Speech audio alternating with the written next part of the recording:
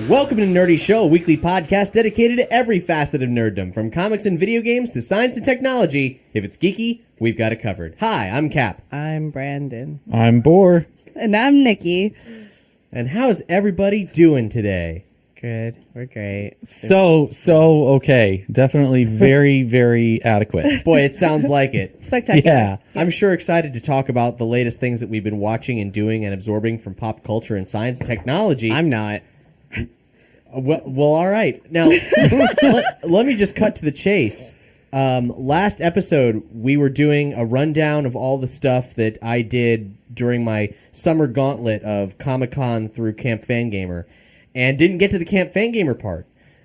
So we're going to definitely start right off the top with that. And if you're curious about some of the stuff I did at Comic-Con, last week's episode, we played some roundtable press interviews that Jess and I did with Samurai Jack creator Gendy Tartakovsky and Brad Neely and the other guys who produced Brad Neely's Hargnal and Sclopio Pipio and China, Illinois. Scropio Peeper. Yeah. Okay. Hargnal and Sclopio Pipio. I thought we didn't we run through this last week? I don't know, probably, but it's always going to sound like a confusing. Is true. Is that a word or is that a phrase? I don't know what the hell that is, and so it confuses my brain whenever I hear it. Well, it's 4 nonsense words. And anyway, let's talk about Camp Fangamer. Last year, Camp Fangamer was one of our highest rated things in our top 20 nerdy things of the year list, and it is a convention that's sort of an experience. And last year it was themed around Earthbound, and this year it was themed around the sequel to Earthbound, Mother 3, because it's the 10-year anniversary of Mother 3 this year. What it is, well, let's see. It's panels. It's a live playthrough of the game, but it's mostly about the experience that happens with everyone who comes out to this random hotel in Tucson, Arizona, and then is sort of subjected to a lot of weaving narrative and experiential components when they go there, because it's a camp. It's a summer camp for adults. Is there a swimming pool? There's a swimming pool. Wait, there actually is a swimming pool. Well, it's at a hotel. I was like, it's not a camp unless there's a swimming pool, but there's a swimming pool, so that's cool. That's one of the least important features of the experience overall. But of a camp needs a fucking place to swim, Cap.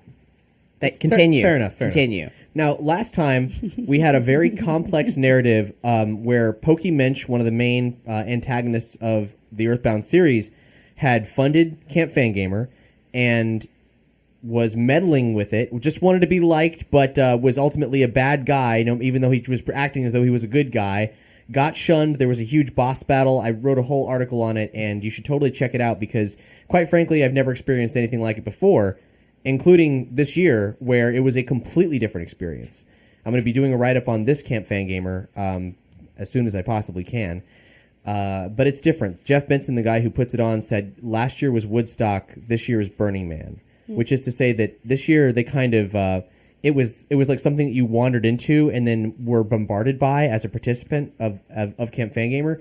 But this year they had a lot of things that enabled the attendees to create their own adventure, the tools to build their own weekend and their own experience. So for starters, there was a group of people who had paid extra money to be winterns at Camp Fangamer because the narrative this time was that... Video Gamely magazine had invested in Camp Fangamer, and they were debuting the first and last issue of Video Gamely magazine there, and doing a sort of synergy promotion kind of thing. And this is like, it's a parody of executives being really out of touch with these hip young products they're promoting. They also sell space-time reality because of aspects of the plot to Mother 3. And dealing with things that are kind of outside of space-time. So you need to be really into Mother 3 in order to want to be here, is what you're saying. It does help, but it's also something that is so unique. The experience is weird enough you wouldn't be lost. Was there a lot of people there?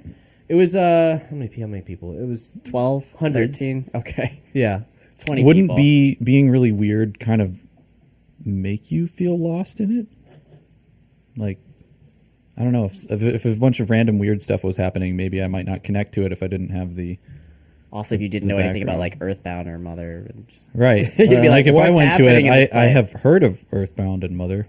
Well, it was, but there's lots of of lots of mother. activities, lots of things where whether the reference isn't there, maybe the context because you're still thrust in the middle of it, you yourself will adapt. You'll see the things that were there to do, and you could do them. Everyone who went there was given a bunch of wooden nickels, which is dragon points, the currency of Camp Fangamer, and there was a whole room where you could go and trade for other items. Everybody who bought a ticket was informed, hey, bring random crap because there's going to be a bazaar set up where you can rent time out, spending dragon points to rent time to earn more dragon points to amass a bunch of dragon points. And there was a bank with a stock market where you could invest dragon points to buy timeshares. what did you get from it in reality? Anything? The experience of becoming invested in something only to have it all taken away from you. I thought you actually had to use these dragon coins to buy food the or market something. crashed. It was exactly the housing market bubble. Like it was the entire thing, and that was only one aspect of what was happening at Camp Fangamer. That was one piece of something that you could invest yourself in. Was trying to see what was going to happen with this weird financial narrative. Where at the same time, the Winterns, they were bringing around a little mannequin boy to look like Lucas, who if you're not familiar with Mother 3, you might be familiar with from Smash Brothers. So our little boy Lucas was a mannequin who was brought around everywhere, posed in pictures, had all these interactions with people, and people connected with this child became a symbol of everyone at Camp Fangamer. Everyone just wanted Lucas to have a good time. Did anyone steal Lucas? No, but there was an armed robbery at the bank where they did use Lucas's arm. Oh no. It was faked. It wasn't real, right? There was a full arcade that was open quite late. There was of actual cabinets in this, as well as modded Wii's to play any game you wanted. There was the Chimera Workshop where you could tear stuffed animals into pieces and reconfigure them into horrific combinations. Dope. And there was like needles and thread provided. We know someone who used to do that and give it to girls as gifts. Yeah, Yeah, we did. It really reminded me a lot of Mike's tokens of affection. Yeah, they put this giraffe head on a hippo body. I took this long purple newt and a very adorable, well-loved looking, worn-out teddy bear, and I took the newt and kind of sewed it up so it was more like a tentacle, and then sewed the tentacle so it was like coming out of the abdomen of the bear from one point to another, and like one was like coming out of his shoulder and into his eye socket, and then Nice. yeah, it was good. And then I also there was this weird little puppy thing that kicked its legs and barked, and I didn't know if it worked or not, so I took that mechanism out of the puppy thing and put it into the bear's legs, so hypothetically it would flail, like its legs would flail. gosh. It did. We finally got some batteries for it. It worked for a split second and then died, unfortunately. The organs were not compatible. No. It rejected the There's transfusion. pills for that. You're supposed to give it pills. There was also a film festival going on, a 36-hour film festival. That's too many hours. Where there was a whole creative lab set up where you could use Mario Paint to create your movies, or a green screen, or a bunch of 90s PC programs, like some like kind of weird X-Men animation software. What? And there were some really brilliant films that were created. I'm going to have my favorites as part of man. the article. If I'd known they were doing that, I would have gone and used Mario Paint to create a living will. It's the best thing to do with it. And then ultimately there were narrative components. There was a final battle, and it was actually like pretty heartbreaking. There was I guess I won't get into it in the episode because it's very complicated to explain how it went down. But it was a neat, really again it was a unique experience. It was unique from the prior year, and of course it was sponsored by Gamer Blood, the official sports drink of gamers, in flavors like tactical rhubarb.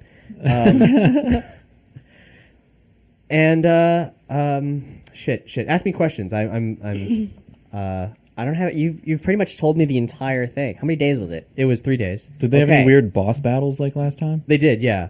There was a finale. last year, the playthrough was a big component of it, where they were playing through all of Earthbound. This year, they were playing through all of Mother 3, and it was a smaller component. People would go there for like special events. It would be worked into the schedule of like, hey, if you weren't just watching it happen, you could come here. But the thing is that a lot of the audience for the playthrough is on Twitch as opposed to actually in person at the event, because it's a charity playthrough. This time, they actually had the speed gamers there doing all the moderation for taking in donations and so on. And it was still hosted by the same guy, Dan Moore, who did a great job, and still scored by the Super Soul Brothers, who provided amazing covers and video game music and just kick-ass jazz the whole time. And there was incredible moments. You can watch all of this on Twitch. It's all there, including the entire film festival, and also including the, I guess, the public debut of the greatest sport of the 21st century, Mayonnaise Hole. Mayonnaise Hole? Mayonnaise Hole. Mayonnaise Hole. Yeah. Is that what the kids are calling it these days? Yeah. Hey, girl, you want to come back? We can mayonnaise hole all night long. Called it cornhole back in my day. Well, that's the wrong. That's the wrong hole for mayonnaise hole. Oh, this is a different hole. Oh. This is a game that was created by Fangamer when they were breaking down their setup at PAX a couple of years ago. They found a some kind of object you'd find at convention, some kind of hole that's anchored to the floor that has a tube with the hole at the top of it, and they attached a packet of mayonnaise. I'm already going to throw up. To a stick with a string, and the object of the game is you have to get the mayonnaise into the hole, but to do so, there's a barrier which you can't cross, and you have to lean to get the mayonnaise in the hole, and the only way one fisher can get the mayonnaise in the hole is to have an anchor, someone else holding them, so they can lean at insane angles to get the mayonnaise into the hole. Now, so technically, it could be a ketchup packet, a mustard packet. But then it wouldn't be mayonnaise hole, would it? Would it? It's just not quite. Ketchup hole, mustard hole is not quite as catchy as mayonnaise hole. Is it open? No. Like a packet? No, it's not. So there's just It's a regulation sealed packet. So yeah. after the apocalypse, if you look in holes in random convention centers, there might be mayonnaise packets in there. And then you'll know. Yeah. Nerds were here. Yeah. Now, this might sound unremarkable, but trust me, watching the mayonnaise packet dance on the rim before it can fully sheath into the mayonnaise hole. I'm gonna need a diagram or a reenactment. Yeah, I feel like we should have reenacted this. Well, it's complicated. You need a lot of space. Can you use this for... That's not a regulation hole. Right Can we there. can we have a nerdy show reenactment at a later date of mayonnaise hole? Well, I would love to play it. It's a fun game. And the thing is that there was a live mayonnaise hole playthrough explaining Well, a live match of mayonnaise hole at the end of the stream. If you search for mayonnaise hole on Twitch or mayonnaise hole Twitch into Google or whatever, Camp Fangamer mayonnaise hole, you'll find it. You'll also find cell phone video of the prior test plays of mayonnaise hole from PAX as well. It was.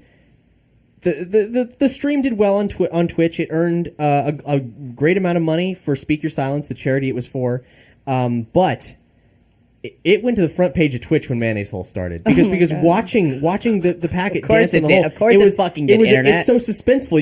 Because you're watching. Why didn't you send us text messages like, "Hey, tune into this. This is exciting shit." Like, oh my god, Mayonnaise Hole. Because I was there watching it happen. I was living right. But you could have man. texted us and let us know that we could have experienced it with you. Well, you can experience it now. You can watch it. You can watch it as it happened, and it's still just as good. I will caution on the Twitch video. It starts a little bit slow because Dan's explaining Mayonnaise Hole, just like how it was probably a little bit slow when I started explaining Mayonnaise Hole. But once you watch the matches, you'll see it's amazing. Everyone who is watching on Twitch got obsessed with it. Everyone who was there watching it happen live got obsessed with it. And the night afterwards, the night after Camp Fangamer, from 8 p.m. to 2 a.m., we were in the office creating regulation rules for Mayonnaise Hole. Oh my goodness. See, I now want to learn the rules and then try to take it to like larger scale. The first rule is hole. you don't use anything but mayonnaise. I won't. I'm gonna keep it to mayonnaise, promise. but I'm gonna get like Costco size mayonnaise shit. Oh, what if it's a big hole? Can you use like a 5-gallon container from Costco? Don't take my ideas. Oh, I'm sorry. Don't you dare make this your thing. Well, maybe like that could Guys, be like, I just thought of this. What if a gallon? Okay. and would you play that with like an actual like construction crane instead of human beings, or You would just have like no, 10 I'm people talking holding like you up. rope and maybe like a giant stick. Maybe like 10 people. Oh at the shit! end I of it. found a Mayonnaise Hole uncut video. All right, this Yeah. is probably going to be good. But yeah, Mayonnaise Hole is a great game. You know how Might outside not of be like appropriate some, for this show. you know how outside of some bars or places, I don't know, but there's like dude bros playing cornhole randomly. I feel like in a couple love years it's cornhole. gonna be mayonnaise. I mean, Mayonnaise Hole Well, is this going to is be the even next more Olympics. fucked up than what you described, Cap. Are you watching it? They're like dancing while they're putting the packet on the stick. Well, they haven't even started. That's the pre. There's a lot of pomp and ceremony involved in Mayonnaise Hole. Is that one of the?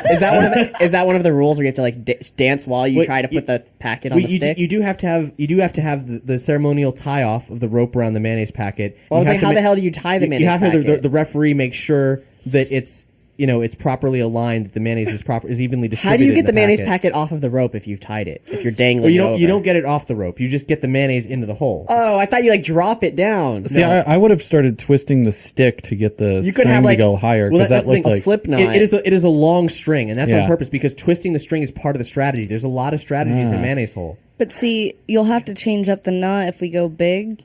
Like if we Oh, get one of the shit, big you're in elements, this we're gonna video. have to do like a I just saw you. Is he the one doing the ceremonial dance? Is it good? No, but I'm so excited about mayonnaise hole. I want to like stop recording this right now and like It's- instead turn these cameras around and just I bet play mayonnaise, hole, for the rest of the night. I bet mayonnaise hole is something different on Urban Dictionary, and I already know what it is. It's gonna be big. It's gonna be big. Mayonnaise Hole is gonna be huge. And I mean, we haven't ruled out the possibility. When I was talking with them, at the Fangamer offices, there was a they were like, well, maybe we can make a regulation like how to play Mayonnaise Hole guide. We can maybe produce a regulation Mayonnaise Hole. Dude, publish Can we a make a? book. We can make a Publish a freaking book. that they do that. So Do they might, it, yeah. yes. like a rule book. We could have a dungeon guide. We could Yes. have mayonnaise hole dungeon guide. mayonnaise hole the card game. Ooh, like +1 to length of your pole. You know, like you could have like tabletop mayonnaise hole. Mayonnaise Hole is a beautiful thing. I highly recommend looking it up. I mean, growing up, we had that children's game that was seriously something just about balancing beans. balancing Was it- beans. was Yeah, it's called Bean Balancer. Are you talking about don't spill the beans? Is that yes? Or is it the one with the marbles on the from the penguins? makers of Cooties. Yes. I don't know what And I don't remember and the don't little break creepy the part. ice. Yes. Is that the one Don't with the break marbles? where you're like No. actually tapping the ice. Oh, man, or I don't know what something. the hell and the these ice things was are. like a fucking What was like, the marble one? wet Now that paper Brandon towel. keeps talking about it. There's like there's like a wet paper towel and the marbles are on it, and you do something, you drop more marbles and make it not break. Yeah, you or don't something. want them. Oh, I to thought get you were too talking about the heavy one or where there's like something. 1,000 sticks and there's marble on top, and you had to keep pulling Oh. sticks until they all came I think that's out. Chinese checkers. I don't know. I think that's hockey. Or Othello. That's like a huge Canadian sport, right? Yeah, curling. So It's in the Olympics. this year? that's the shortest possible version of my Camp Fanging. The Olympics. In mayonnaise hole at the Olympics 2020. Exactly. It's gonna be Again, there. he's just taking everybody's. I know. Guys, I just thought of this. The way Brandon's brain works is He created mayonnaise. Who hole. are you people and where am I? I just thought of this thing called mayonnaise hole, right? There's a hole and you put mayonnaise in it. All right, what were we talking about? I don't know what else. So that's my story. I like that. That's cool. What's Well, everyone else been now up I to? think we need to just start a Twitch channel where we just play games like Mayonnaise Hole. No, we have to and come don't up spill with the games. beans. And And we could just write a whole book full of just random ass games that we come up with on the spot and just perform here on the show. Well, then we'll probably get like sidetracked and just start making a bunch of them that I involve will condiments. produce the show. I mean, It could be at my house and get messy. Wow. What about like Relishsphere? is that like Put a bunch of Tetrasphere? relish. You put a bunch of relish in a sphere. I don't know. Just throwing stuff out. I mean, well, if I like it. Nerdy Show would have to come up with something as truly amazing and groundbreaking as Mayonnaise Hole, but maybe but hopefully Camp Fangamer or Jesus, I'm getting so caught up. What's in, the opposite of- I have Mayonnaise Hole fever. What's right the now. opposite of mayonnaise hole? Like ketchup peg? Can we is that we can make ketchup peg. You put ketchup on a peg. It could be a Just a fucking stump. peg. Yeah, ketchup stump. This is just you find That's it. what's the game? That's more like a pirate You nickname. put the ketchup on the same string, but instead of trying to get it in the hole, you just slap the you stump find a with tree it. stump in That's the woods. That's the game. You just see how many times you can slap the stump in a row with this piece. All right, of I got ketchup. it. It's like a pinata, except for you use a jar of pickles. One of those big ones. and it's a glass jar. Yeah. It's a glass jar. of Naturally. pickles. or filled with spiders. You're throwing rocks instead of like a pinata. what about? But you're still blinded. Are you familiar with that like weird game? I think was really popular amongst like yuppies in the 80s. Heroin, where cocaine. You take a you take an orange and you put it under your neck. Oh, Yes. And then try to pass it to another They person. did that on Pee Wee's squeezing. Playhouse. Yeah, they did it in an episode That of was Cheers as creepy. well. Yes, I think they did. Is That's that the same creepy. thing with the cherry in your butt? No. Yes. Passing No, the cherry. Yeah, no, you carry your butt and you have to like Imagine that orange game. Poop it in a jug. But with a balloon full of relish, because I liked your Relishsphere idea. Disgusting. And one people's wearing a collar with a pin Oh no. pointing out of it. So you have to catch. You have to take a Relishsphere from someone else and burst it with this pin around your neck. Is this too crazy? Is this too much? I like I it, like but that what- you used the relish sphere. I don't think it should be that. It's just everybody should have spiked collars on, so that way it's possible for anyone to fucking burst. And you play it at Warped Tour. Yes, I'm relishing this conversation. I'm hungry. That's what I just Just got for to- relish. Just In relish VR, and mayonnaise. nothing but relish. I think No, I relish think and I can mayonnaise, eat- damn it. I can eat relish. Together. Okay, well can't relish. let's talk about this, Brandon. Oh, God. Last time you showed us photos from inside your body from You presented endoscopy. your ass last time. Well, what have okay. you got now? You actually did show us the My other ass side was of your great. butthole. My ass was great, and it looks great too. But yeah, no. If you remember 2 weeks ago, I was like, I had they checked my throat and my butt, and they did a biopsy and all this. They told me that I have to lay off certain foods for like 6 months to a year because I melted a part of my esophagus. Because I would do things like eat 6 slices of pizza a day. Ooh, big fucking deal. So I brought with me a list, and this is a fun game. I brought a list of food that I'm not supposed to eat, and This is the food crawl. He blames the food crawl. at any point where you think you would have Did you committed give yourself ulcers too? yeah. So at any not ulcers, there was a lot of acid burn in there, but Yeah. if at any point you feel like you would commit suicide because you can't eat a food, just shout it out. Just shout out, I'd commit suicide already. So here's This a will list. be really fast for me. All right, here's a list of food I can't eat. Anything carbonated. oh, I'm out Yep. already. I'm dead. Suicide. anything with caffeine in it, including coffee and tea. All right, you're dead. You already do that. You already All don't right, drink let's caffeine. pretend I'm strong. Let's All right, pretend I Look, can get look at through me coffee. over here. Let's Here- pretend that wasn't sad. And now, It's Black Label Mountain Dew you're drinking. And now I shall start the list. Any teas, any mints, any carbonated drinks. I said that. No whole milk. Nothing with butter in it. No chocolate milk. No sour cream. No cream cheese. No ice Nothing cream. with butter in it? No cheeses That's my whatsoever. whole diet. No cheddars. No full fat dips. Nothing fried. Nothing spicy. Nothing with onions or garlics or any tomato in it. So there's no hope of pizza. Do you think the onion episode wait. had anything to do with So you're like, oh, your well, you problem? can't eat tomatoes or onions, and I know tomatoes are fruit, but all this milk and meat and things. Well, maybe you can eat fruit. No citrus, no lemons, no limes, no berries except for maybe blueberries. Definitely no grapefruit. No lunch meat, whatever that is. I guess it's sliced meat. No hot dogs, no sausage, no bacon, no salted pork, no marbled beef, nothing fried, nothing pan fried. Not a lot of fish or poultry or pork. What? Don't eat anything. you just eat, don't like- eat anything with high fat. No I think high you need fat a breaded safe cereals. to eat list instead of the what you can't eat Yeah, list. it does sound Yeah. like the It's question like- is what can you eat? That you like know, some I've been figuring lukewarm that out. quinoa. Grilled chicken. I can have grilled chicken. You can have lettuce. You I can have relish. Yeah. Room temperature oatmeal. I would There you do go. oil vinaigrette stuff because I had the same Wait, thing. Hold on, vinegar seems quite acidic. It You know does, what? but it's a pH balancer. Yeah, and I looked this up. It's really weird. It is acidic, but it neutralizes acid. I don't fucking know how that works. Yeah. If anyone wants Brandon, to write in and tell me how an you're- acid neutralizes an acid. You're an acidic Jew. So, yeah. It's true. And the problem is, like, you know how much of a glutton I am. And Yeah. now I can't eat anything that I enjoy. So, suicide. It's going to be an interesting year. Suicide is not on the list of things to avoid. Hang in I'm there, just baby. saying. I'm just saying. Oh, God. So that's been so basically right now I'm suffering a massive caffeine hangover. And the funny thing is the doctor's like, well, you don't have to give up everything, just like in moderation, do a lot less. And I'm like, no, I'm not doing anything on this list. Fuck you. I quit How caffeine. long has it Cold been? turkey. How long has it been? Since you've had caffeine. Like 3 days. Oh, okay. You're My right, head was you're killing right at the tail immediately. end of it then. Yeah, no, I feel like I'm gonna throw up on all of you, and then if my Yeah, it head takes about hurts really 72 bad. hours to get over the chemical dependence. It's really bad.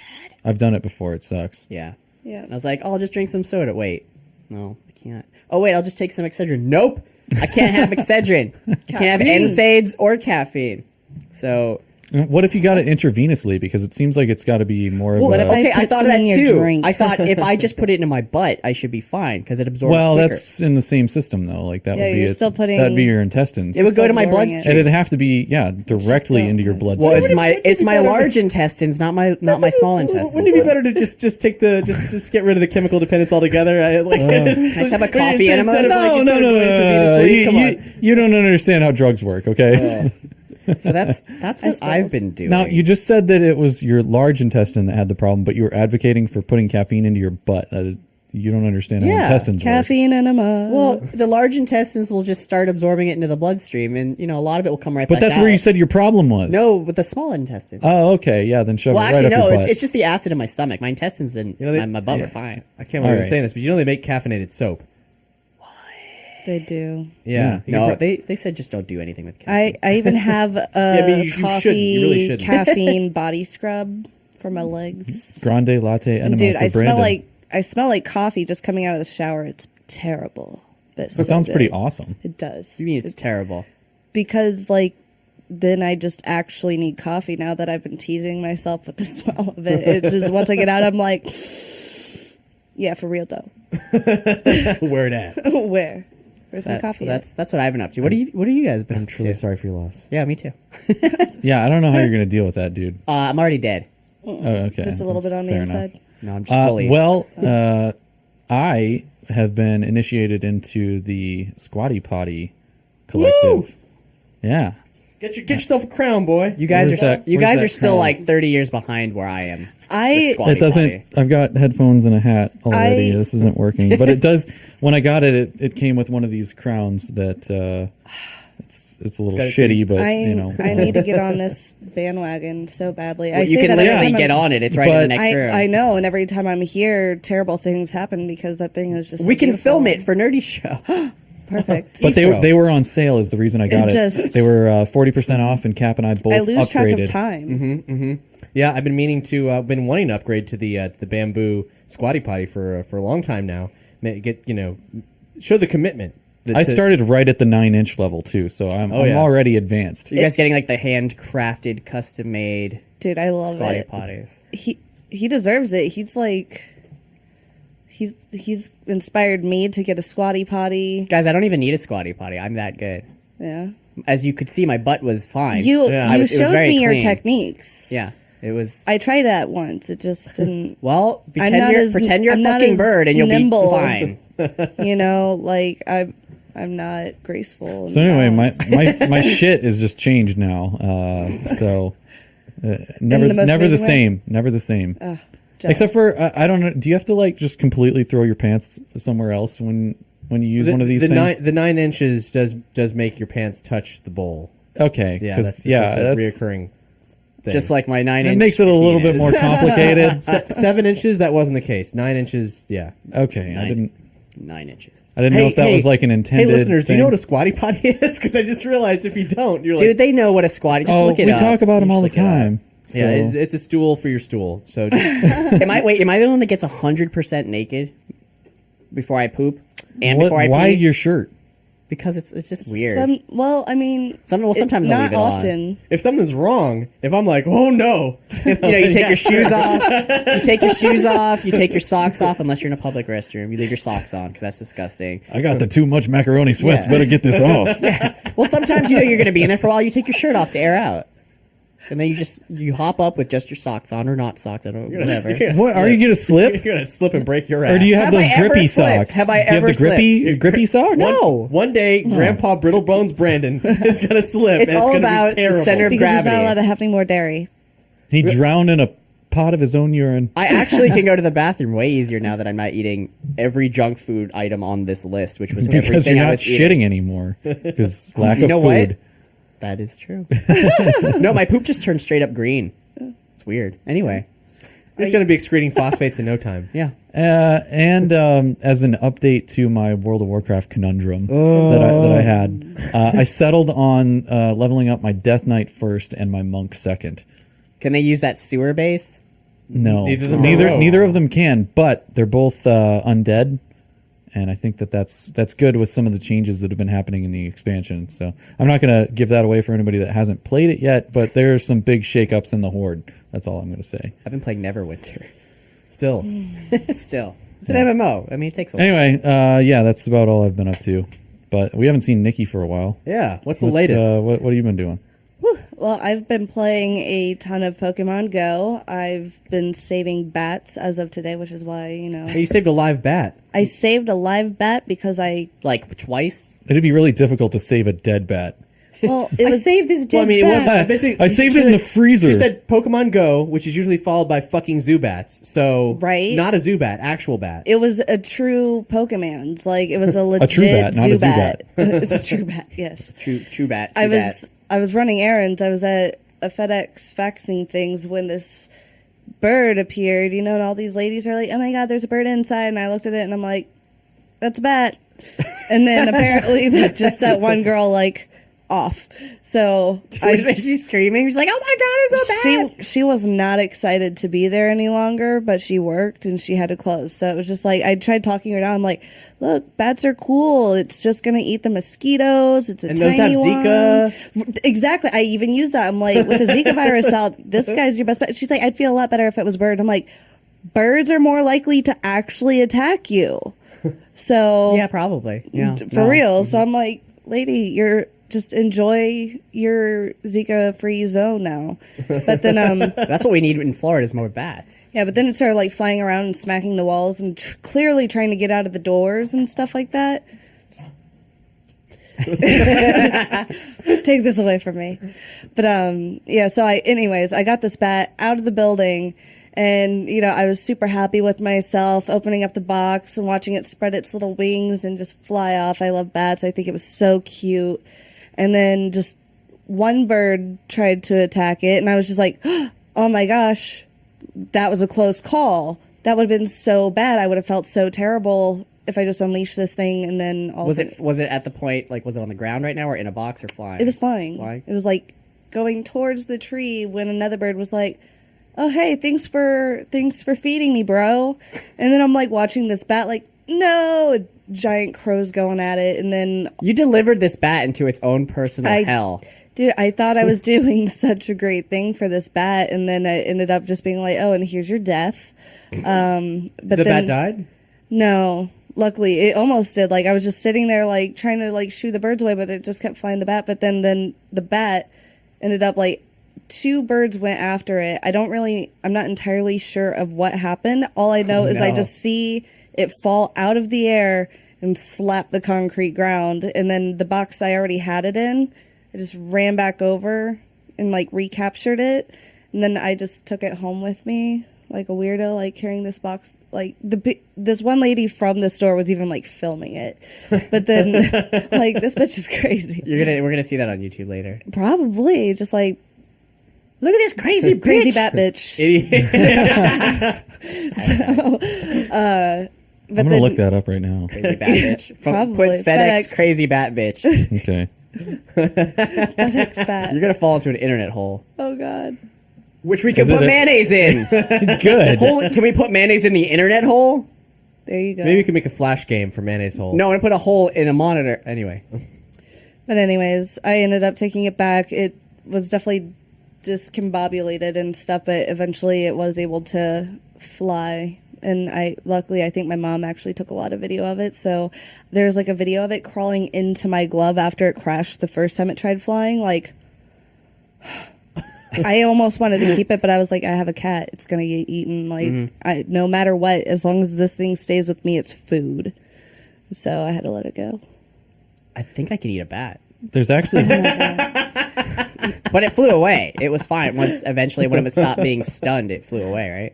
Yes. there's actually a lot of results for FedEx bat,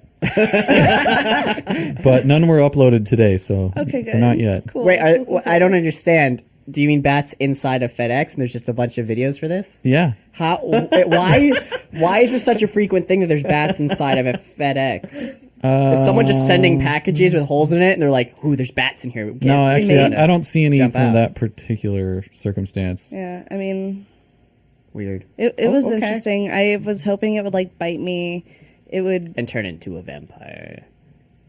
I was thinking of something more superhero-ish. Vampires are superheroes. You know, like Have a you seen Batgirl Blade?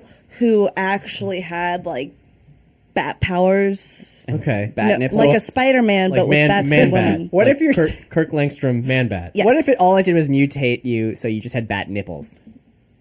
What Just do bat- bat nipple? Like I just That's it. It's so all they that get changes. darker I or don't- smaller. I don't. I've never seen a bat nipple. I know they exist. Hold on. Are Can you you talking about can the you milk a size? bat? I'm gonna. Yeah, I think so. They're mammals. Of course you can milk them. Hold on, I'm But gonna according Google to my search body, bat nipples. Hold when on. but it doesn't.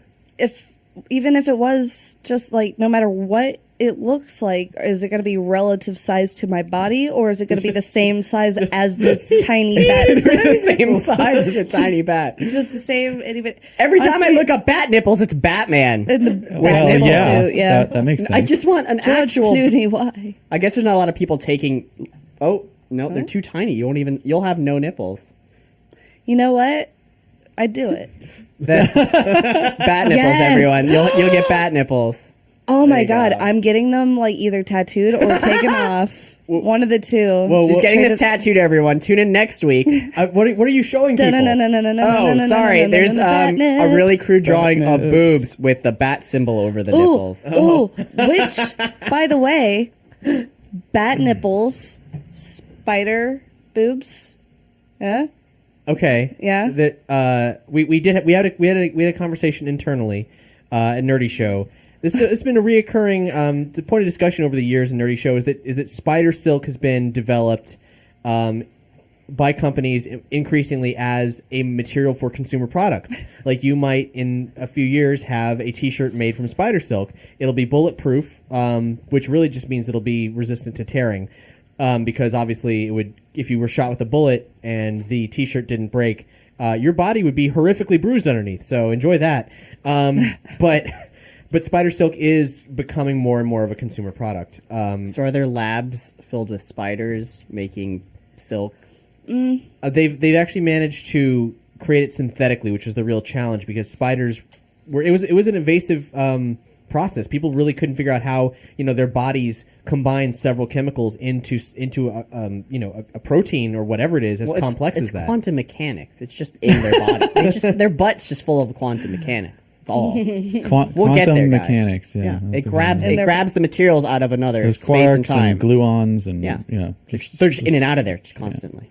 So uncertainty. Boar, you were conceptualizing a lot of different Yeah, so applications for this. John West. John West, John West. SciTech correspondent John West.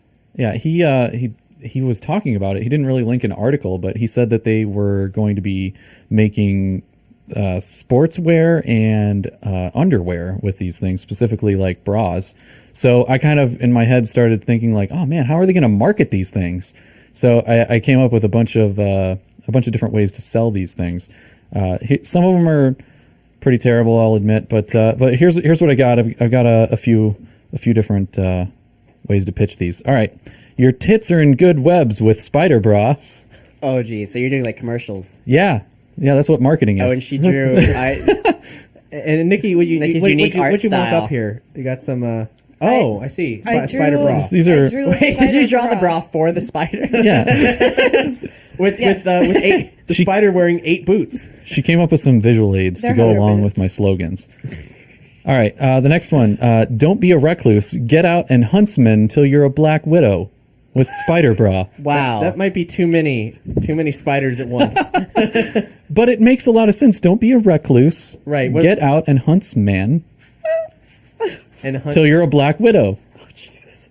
With Spider Bra. What does it mean to be a black widow? What does that mean? You kill him. You catch the man, you kill him. Yeah, I mean you that's move what black on. widows do. They marry Yeah. a guy and they kill no, him for that's his money. No. It looks like it says, huh.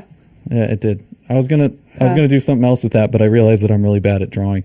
I think we should all make spider commercials. I can make one. Wait, hold on. I've got like half a dozen more. Okay, Spider Bra. You'll get caught up in it. Oh, that one's good. I like Okay, that one. all right. Spider Bra. Insects everywhere are just dying to get into them, but they're made for you. They're 10 times stronger than steel, produced by nature's creepiest crawly, and designed to comfort and support your balls. Spider That's briefs. too factually. That's too Spider factually. briefs. I learned a lot from that one. That should have the Dude, more you it's know this- across the top. I would want to know that the things supporting my balls You need them. is like impenetrable. 10 times stronger than steel. Yeah. I want those spider briefs to lift and separate. Yes. It's important. I'll have to get back with the design team on that one. But all right, Your junk will never move again. Next one, you don't have to have 8 legs to feel comfortable in these all new spider panties. Did you stay up all night? They're like, I'm gonna drink all the ecto. No, I made most of these over the course of about 5 minutes after I can't even. he brought up Like, spider bra, I'm and still trying to my think of brain just one. started going nuts. I'm trying to think of one right now, and all I hear is pain. All right, Trying. cotton, bamboo, and other plant fibers are great, but have you ever wished that you could have spiders make you stronger, lighter, and more fashionable unmentionables? This fall, get into a literal genital cocoon with spider underwear. They sound like that sounds like more befitting of like a 1950s radio commercial. Like, Yeah. can you do that with a different kind of deeper Sure, voice? sure. Imagine you're holding a cigarette. Okay, Cigar. Yeah. Cotton, bamboo, and other plant fibers are great, but have you ever wished that you could have spiders make you stronger, lighter, and more fashionable unmentionables? This fall, get into a literal genital cocoon with spider underwear. And now Brandon with traffic. Don't go outside. There's too much. Put me on the spot, Kat. That was great. Do you have any more? Or is that it? No, that's it. That's Oh, I it. want more. Do you have more? Did I inspire don't you? Ride in a wolf spider pack of one, because you got 2 boobs. Wear a bra made of spiders. So, Nicky? that's my attempt. I vote no, bra. No, don't Well, do there that you go. one. This is clearly not marketed for people like her. Okay. Do you want a thong that's nice and strong? Oh, I haven't finished the rest of the part of the spider like one. That's that all one. I've got. I don't know.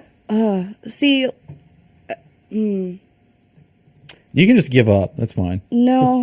No, not I gonna really, give up. guys, we can't. There's going to be some dead air for a sec, but we really need to come up with one. We really need to come. You and me need to. Come I up know. With I'm feeling. How about just put it on the back burner and we'll come back to it. Yeah. Let's start it- talking about something else. one. It won't burn on a back burner, will it?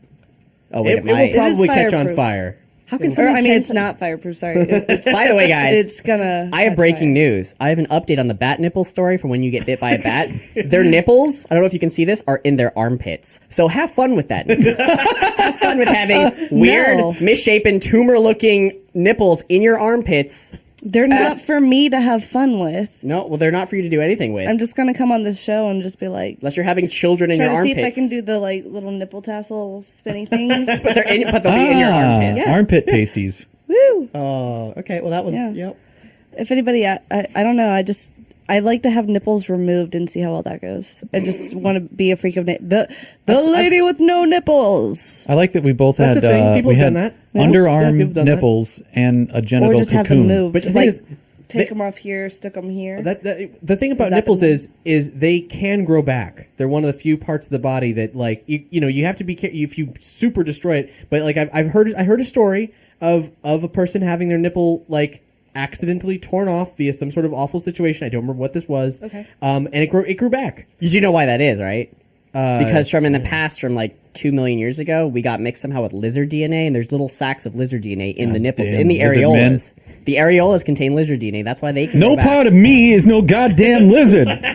So you see, we are just like the lizard people. No. That's why your liver grows back I ain't too. nothing like none of them lizard men. Nothing. No, but that's actually there's actually lizard DNA. in No, the areolas. there's not.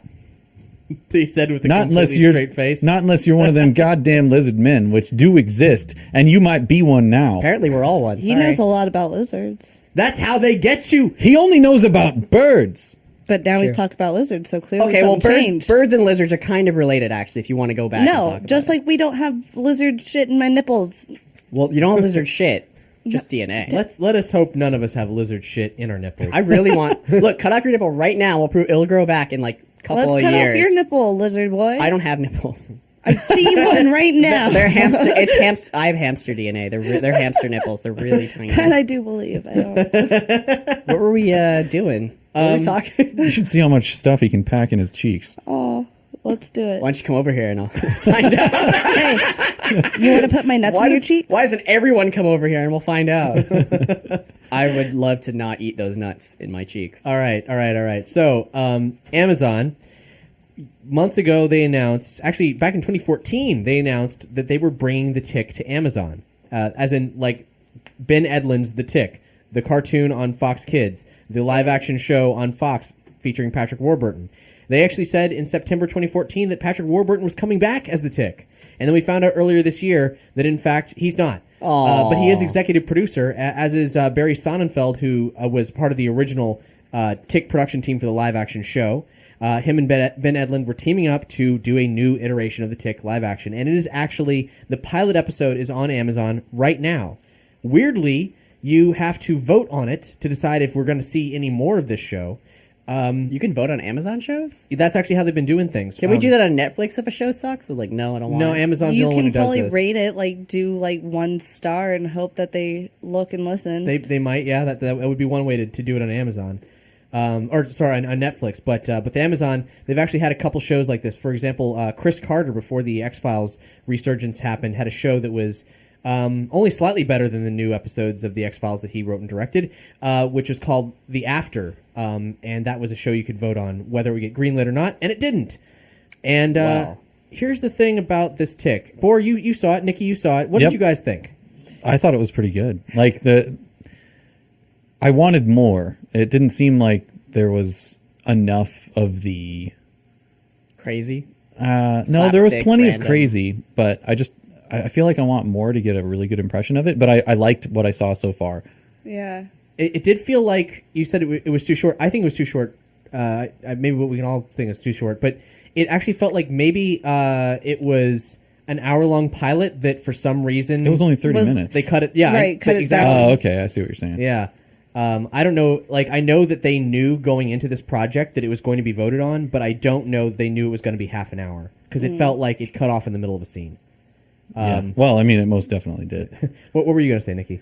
Oh, well, I don't know. I like the show. I was more amused by it than the trailers, like, kind of made it seem like it was trying almost too hard, which something, I don't know, it was still kind of, it was very nostalgic for me still. I watched the cartoon as a kid, not the live action one, but I grew up watching it. I thought it was hilarious how just, like, weird and random it was at some points. What was the actor's name again? Peter Serafinowicz. Right. He reminded me of Adam West's Batman, like Yes. a lot. That's how the Tick acts. yeah, So- but like he sounded like him It almost at a lot reminded of me points. of if Jim Carrey was trying to do an Adam West Batman, maybe. 'Cause Good there Jim were some Carrey or points, bad Jim Carrey? Good Jim Carrey. like from The Mask, or That's even like alright. it was a little Ace Ventura-ish at times, almost like his mannerisms and just. But then, of course, there are parts about the Tick. Like, I don't know if I want to. I mean, I'm assuming most people, if someone's watching it, they already know about the Tick, right? I have to tell everyone at home that I didn't watch it because when they I know, posted so I this don't in wanna our ruin notes, it. they were like, it's on Amazon. I was like, well, I don't have Amazon Prime. Fuck. And then right before I get here in the notes, it's like, it's free on Amazon. So all of you out there can watch it free on You Amazon. can watch and vote on You Amazon. do right not now. need a Prime account or anything. It's free. Now, was it just me, or did anyone happen to notice the resemblance with Arthur? Is Arthur in it? Yeah. Yes. Arthur's actually the main character. The Tick is hardly in it. Well, that's kind of how we used. Well, That was a how it little was. In in the cartoon. it Arthur was the introductory character in the live action series for the I audience. think he so, needed to the be previous even a little chubbier. Like, he has like the round face for it, you know, but I just feel like he didn't have that like beer gut belly thing going on just yet. one. That's true, but they've actually changed a ton Yeah. in this show inherently. Arthur's still an accountant, but that factor didn't come up because Arthur's actually a traumatized adult from an experience he had as a kid, to put it mildly. His trauma made me laugh the entire Oh time. my Oh, gosh, so I won't know I what the couldn't- trauma is unless I watch it. It was absolutely hilarious. Well, it's basically this is Arthur gets an origin story as to why he's obsessed with the superhero community, and not that he wasn't ever really obsessed before. Now he's legit like conspiracy theorist obsessed. because a terrible, terrible thing happened to him involving the Terror, the elderly supervillain who's been around for the whole of the 20th century. And in this show, he's played by Jackie Earle Haley, who you might know as Odin Quincannon from Preacher, or Rorschach from Watchmen. Wait, is that the same guy? Yeah. Jesus H. Christ. He's really good. Wow, okay. He's a regular Gary Oldman. Looks nothing like him, okay. And he looks nothing like either of those characters in The Tick either. Shit. He kind of reminded me of the bad guy from Farscape. Yeah, he did look like that too. Scorpius? Scorpius, yeah. I love Scorpius. Guys, I have what might be a controversial opinion. I hated this. What? I hated it. Why? It was so grimdark and joyless. I hardly laughed at it at all. Really? Yeah.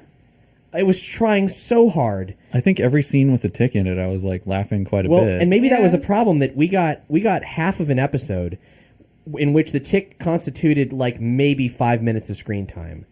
And Arthur and his bizarre, like... Yeah, Arthur's life was pretty plain and boring, but then like the Tick coming, like just kind of bounding into it, I thought was hilarious. It maybe could have been good, but I feel like if I didn't know what the Tick was, if I didn't have a long-standing relationship, you'd be like, what is this? If I saw just this pilot, I would think, oh, that was an interesting attempt, but I will not greenlight this. Have you ever? It kind of reminded me slightly of Wilfred. I have seen Wilfred, yes. And the pilot episode of that. Where I haven't seen the pilot episode. Or the Australian original. Okay, it's definitely not going to be similar to the Australian version, but honestly, when I was watching it, it definitely had the same kind of vibe. Where basically there's just this guy who's, clearly troubled, has some issues with life. In Wilfred, he tried killing himself. It wasn't to that degree in this show. It was definitely a lot more lighthearted. But Wilfred's basically imaginary, right? I mean, I know he's a real dog, but you don't know that the Tick isn't imaginary. Well, actually, I was considering the possibility that the Tick was entirely Arthur's delusion. That everything was. So is this more of like a dark comedy? You don't know yet, because that's why you would like it, boy. I get why you would like it. The 30 minutes was not enough for me to actually get a gauge on what's truly happening and what they're trying to imply or not imply. The creator, Ben Edlund, he said he was going for a more stakes-driven genre, and he wants to sort of better parody the current climate of superhero stuff. But in doing so, I feel like he's actually indulged it to an extent that is way more reminiscent of DC forcibly inserting darker context into stories and not really reacting to, say... maybe by the time that this entered production, because it had a long production. He said he was working on it for he said a 3-year process of battling drafts back and forth between Amazon, Sony, Barry Sonnenfeld, and himself. So 3 years of production on this, and where it changed shape from being something that they felt confident having Patrick Warburton on as the Tick to where it shifted into a show that was so different from the Tick from 15 years ago that they felt recasting Warburton as the Tick would sort of set an expectation that would confuse people. Yeah. I feel like it's probably Sony's fault if you didn't like it. They tend to ruin things. And so I get it. I wish I laughed more. I wish I didn't feel like I actually wanted more. I just felt frustrated with it. And here's the thing that really gets me is that if I understand looking at a superhero universe and saying like let's do that. Let's have a more story involved Tick with real life consequences and so on and so forth. What's funny to me is that they'd go in this direction for one, knowing that they were going to have to be voted on and showing something that I don't feel like was an accurate representation of what the show's potential was. And two, going so morose with it. It's so Arthur's so down in the dumps and he's so miserable. Like the best scene in the whole show was the Terror flashback sequence. I think there was a fight scene with the Tick where the special effects during the Terror sequence were great. The special effects in the Tick sequence were terrible. They couldn't even get a muzzle flash to look realistic. And I do not pay as much attention to details as some people. I learned this talking about videos and movies and stuff. Because I didn't notice any of that. To me, I was thinking, for one, it's an Amazon original. This isn't something coming from things I've already had, high stakes. I don't know. Amazon puts out some really high quality Man in the stuff. High Castle, and the pilot for Man in the High Castle was I haven't seen that show. Incredible. I haven't seen it. I just I felt like maybe they blew all their budget on just the terror sequence or something. This is actually the guy who directed this is a cinematographer for Inception, who got an Academy Award for that, and who also directed Transcendence. He was the guy, the sole director of that. So, well, okay. In comparison to that, no, it wasn't that great. I would like to make a parody of Man in the High Castle called Bird on the High Perch. okay. I'm just putting that. That's an idea that just popped in my head, so you all know it's. What in are there. the warring factions in that? No, it's exactly the same, just with birds. Sorry, Okay. it's exactly the same. So little bird Hitler going beep beep beep. yeah, same dialogue, everything. Yeah, there'll just be subtitles. Oh, Yeah. okay. I have seen that show. Never mind. I like that. That's why she knows of it because little Hitler. Beep, Hitler. beep, beep, beep, beep. Oh yes, that's dang. Bird right on the Hitler. nose. Yeah. Okay, so Edlund had a quote. He said, there were periods where the script was much more whimsical and had a lot more of what would have functioned as maybe as cartoon humor, more puns, more throwaway superhero-based gags. Again and again, the tone rang in a problematic way because it was not grounded enough to really withstand the attention. A binge watcher wants to have a substantial universe to take part in. It was a strange balance because I cannot use the same puns that I would use in the cartoon. There needed to be stakes that the Tick universe has never had. Maybe more stakes the Tick universe has ever had in comic books, really. From that point forward, the only blood that's been shed in the universe of the Tick was shed in the comic book, and everything else was extremely light. There's a very serious missed opportunity here. Has anyone read the Tick comic books? No. I have not, but I know of them. My roommate I have reads heard them. of the Tick. Brandon, could you, my roommate reads the comics. could you so. pass me the Pile of the shit books here? under here? Yeah. You want this one? The one below it, actually. This is huge. This is a volume that you can buy called The Tick, The Complete Edlund. It's everything that Ben Edlund, the original creator, wrote. Wow. And he's a talented guy. He worked on Angel, Firefly, Supernatural. He's been involved in a bunch of different projects. He's really great. And his work on the Tick comic is absolutely incredible. The first storyline in The Tick is a parody of Frank Miller's Daredevil, as in Elektra and the Hand Ninjas and all that jazz. I am shocked that they didn't take this opportunity to create a more darker parody of superhero stuff and straight up do that storyline, which has never been done in the animated series. It was never done in the live action show. There's a straight up parody of Elektra called Oedipus, and the actually funny. ninjas are like there's life and death consequences. Where the Tick is this like larger than life cartoon who exists in the real world, and bad stuff is happening all around him. But that doesn't sound like a comedy. That sounds kind of dark too. Exactly. Wouldn't it have been great? Isn't it possible that they still will do that? They still could do that, but They didn't give you enough to say this show is going to be great from what they showed. I mean, you. Exactly. so far it does look like it's supposed to be a little bit darker of a comedy because of little bits of the flashback. I feel like, This pilot's dark. It's dark as hell. who's the director again? but it definitely had very hilarious moments. Will Pfister is the cinematographer of Inception. Yes, I will. They should have just gotten Sorry. Brian Fuller. No, but did anybody should've. notice at least I was aware of it when I was watching it. I saw Arthur, and then besides the fact that he is definitely a little heavier, I feel like he looks just like you, Brandon. I do not. People say I look No. like Edward Snowden. Not Well, that's Arthur. funny Wait. because this guy would have been a better cast for Edward Snowden. Twitch than, your eye. Yeah. a little Oh bit. yeah. Twitch left eye.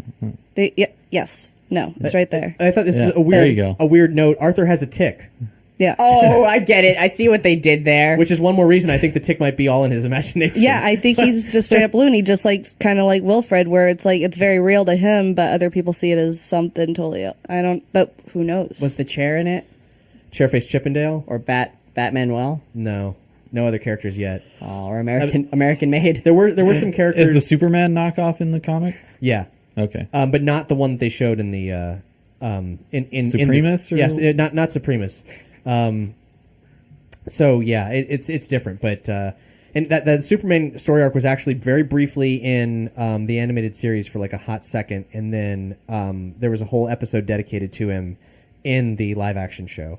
But wouldn't it be so great for Amazon directly competing with Netflix to take the common language of binge watchers today and be like, because they knew that that's the first season of, in the time they filmed this pilot, they knew the first season of Netflix's Daredevil was a hit. They knew the second season was going to have Elektra and the Hand in it, and they could have just straight up done that story arc and had like all of a sudden everybody who was not familiar with Frank Miller's Daredevil before is now very familiar with the Daredevil Netflix series, and Amazon would be like, "Yo, what's up, Netflix? We're parodying your shit." If this show gets greenlit and they don't do that, they're missing an opportunity. Start tweeting at them. Maybe they'll do it. Well, here's the thing: you gotta if anybody's interested in seeing the show, you gotta vote for it. And me, it's hard because they asked how I like the show, and my truthful answer is I didn't.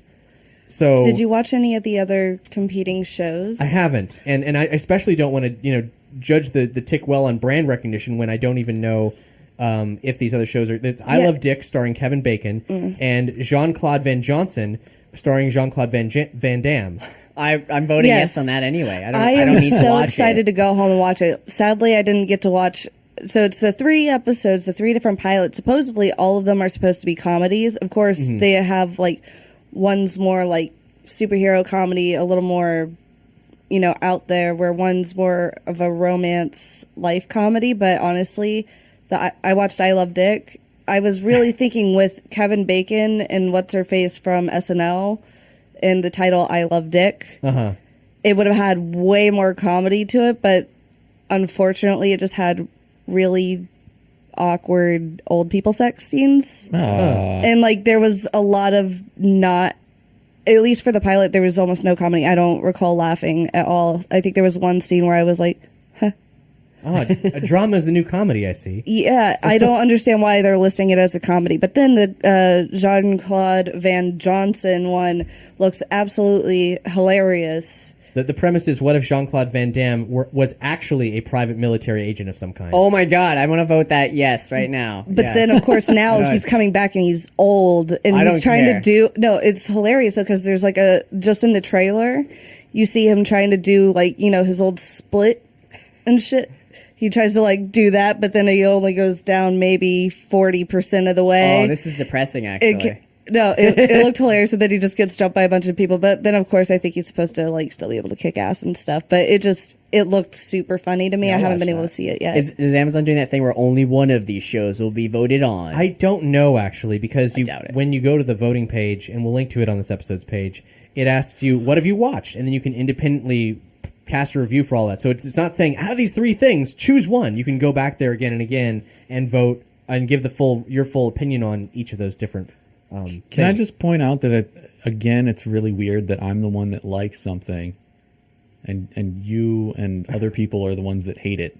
I think that's really weird. That's normal. You usually like tick? things that we all think suck, and then we usually like things tick? Yeah, that because you I like hate. Suicide Squad. Tony hated Suicide Squad. Yeah, from what I heard from everyone, that Suicide Squad was a horrible piece of trash. But I haven't seen it, so I can't judge I it. haven't seen it either. I did look at Rotten Tomatoes, which I know you shouldn't, but I did. Yeah. Gave Kubo really good reviews, though, and it was good. But Kubo was amazing. I still enjoyed the tick. Like The thing about I want to talk about the Rotten Tomatoes controversy because the What's Rotten controversy Tomatoes that it's full of shit. Yeah, Because there's a critic side Right, and a like user side. I look at the user side more. people got really upset over how Rotten Tomatoes gave Suicide Squad really low ratings, but like the users seemed to like it more than but it's critics a balance, or something. though. But yeah, like all Rotten Tomato does is aggregate opinions of different Yeah, they critics don't and rate stuff, anything. and like overall they just take like, oh, did this guy have an overall positive tone or an overall negative tone, and they just kind of compile it. And I've noticed a lot of movies, like comedy movies, always seem to hover right around the 50% mark because it seems like people just have different senses of humor. So some critics are like, oh, I didn't like that, there was too many dick jokes, and other people are like, haha, lots of dick jokes, Well, I that's loved why it. critics are stupid. Yeah, so Because they I only don't like know. one genre of movie, and then if that's not the thing they saw, they're not I going to think like it. you just have to kind of understand Rotten Tomatoes and not just blatantly hate it or love it, because if critics don't like something, that doesn't necessarily mean that it's a bad movie. To be fair, every other movie review website said the same thing about Suicide Squad. So I don't know Right, what to tell and you. Rotten Tomatoes is an aggregator. You know, like they just take various critics. Yeah. Have you seen it? Suicide Squad? No, I haven't yet. I haven't seen Suicide Squad. I haven't seen Ghostbusters, both casualties of me being on the road. But I did see Kubo and the Two Strings, and it was fantastic. Oh, I love that movie. I I want to see it. I want to see I it know again, literally actually. nothing about it. I saw an ad on the top of Do you like Amazon Japan? one day. Because this movie's got a shamisen in it. What? It's like a banjo, but except not I know a what a redneck or a hipster playing it. I know what a shamisen is, but I'm glad that you explained it like that. Thank you. That's the only way I can explain it. Kubo and Two Strings is a stop-motion animated feature made by Leica, the studio that did... Stop motion? Or Leica, however you pronounce it. However you pronounce it. I'm not Russian. I don't know. Made by the guys who made Coraline, Paranorman, and the Box Trolls. And Corpse Bride. And, really? Yeah. Well, let's forget about Corpse Bride. Let's focus on what they did that was good. Well, I wish I they could. don't write stories; they just animate. Well, they have a track. Aside from Corpse Bride, they have a track record of making high quality films. And Kubo was, man, it was incredible. It's a as Brandon mentioned, it's very Japanese. It's a Japanese mythological film, though. Admittedly, there's not a lot of Asian actors in it. That's maybe the one point of controversy. There's at least 2. We read the credits. Most supporting characters are Asian, but the main characters are not. Oh my! Asian actors, but that's really beside the point, because as far as judging the film for its actual, its own merits, it's a fantastic movie that will. It's a great all ages film, because it's the sort of thing that will give. It's nightmare fuel for young children, for sure. You know what? Without ruining anything, watching the beginning of the movie, I was like, this doesn't seem like something like a 5 or 10-year-old would enjoy. Like, this is horribly depressing. It does kind of open with a woman being thrust beneath the waves and having her head crack on a rock. Hello, and having like Lion Alzheimer's King? and being comatose, and it's like depressing. I remember being in the theaters watching it when The Lion King came out and seeing the dad just like. It's good when people don't play it safe, because that's something you remember. That's a life lesson. This movie's a bit dark. I actually saw a family leave with their children because of one of the events in the movie. So, and it's PG, and so I went in with the movie going, "Oh, it's PG. It's gonna be family I friendly." go to horror movies, and then there are parents in there with their babies crying, and it's like. Get the fuck out. It's like it's 11 That's p.m. their punishment. Go home. They're watching Human Centipede 3 tonight. They were bad. But, or they were good. Kubo's about a kid who plays, what's that instrument called? Shamisen. A shamisen, and can use these magic powers to animate origami, to make paper fold into shapes and have them like do battle and stuff. He has these magic powers, and his mom.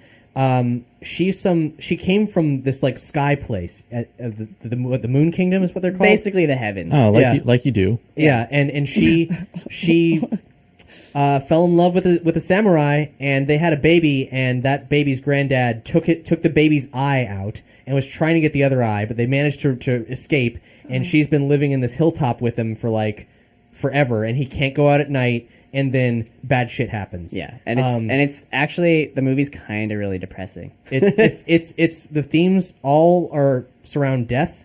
Yeah, and it's a fantastic film. I recommend everyone see it. But also the stop motion animation was so good that there were times where I was like, this whole scene is CG. Like it's too good. But it was all, aside from like the mouth movements, it was all stop motion. It was ridiculous. There's a scene where they fight a gigantic skeleton monster. That spoilers. Well, I mean, they do that. You probably see it in the trailer. Yeah. But during the credits, they actually show some behind the scenes how footage they built of it. It's ridiculous. It's like it looked like maybe a 7-foot tall puppet with like machines hooked up. A torso bigger than a man. Yeah. And just absolutely incredible, like the scale that they're operating on. These guys are real artists, and the films they make are incredible. So check out Kubo if you have a chance. Also, if you like Beatles covers with the shamisen. Okie dokie. There's only one. Sorry. not in the film. It's during the credits. Yeah. They do My Guitar Gently Weeps. It's good. I like it. Regina Spektor does the performance. Anyway, we got to give some shout outs to people. Nerdy Show, this show, and the entire Nerdy Show network is 100% listener supported. We rely on you. And if you want to go to Amazon and shop, like you probably do want to do that, if you go to Amazon and shop, you go to nerdyshow.com/Amazon first. That's where you go. And follow our links. And you can buy all the stuff. Buy all the stuff you want. And it'll get back to Nerdy Show. That's how it rolls here. So if you want to bookmark that link at nerdyshow.com/Amazon, buy all your Amazon stuff as per usual. It'll inadvertently give back to Nerdy Show. That's one way you can do it. The other way, if you want cool stuff and awesome perks, is to go to Patreon. Patreon.com/nerdyshow or nerdyshow.com/support for all the different ways you can support us. At Patreon, we give you all kinds of cool stuff, including a ton of bonus content. In the last week, we just released all of the audio recordings I did from San Diego Comic-Con and Camp Fangamer.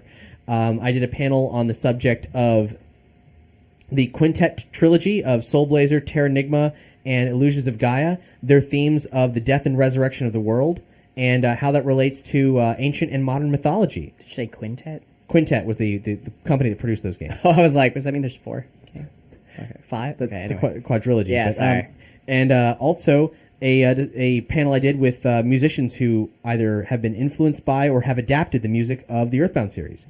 That's just some of many things that from that time. And we also talked to the entire cast of Man in the High Castle. We got that audio there. So check it out. Even Shang Tsung. Even Shang Tsung. Whoa, Get over here. Now Which he can do. Yeah. that was amazing. And you know why now. Because he can transform. we have 2 new patrons, Nathan Dyko and also Rodolfo Arredondo. And Rodolfo had a message for us, actually. Take it away, Boar.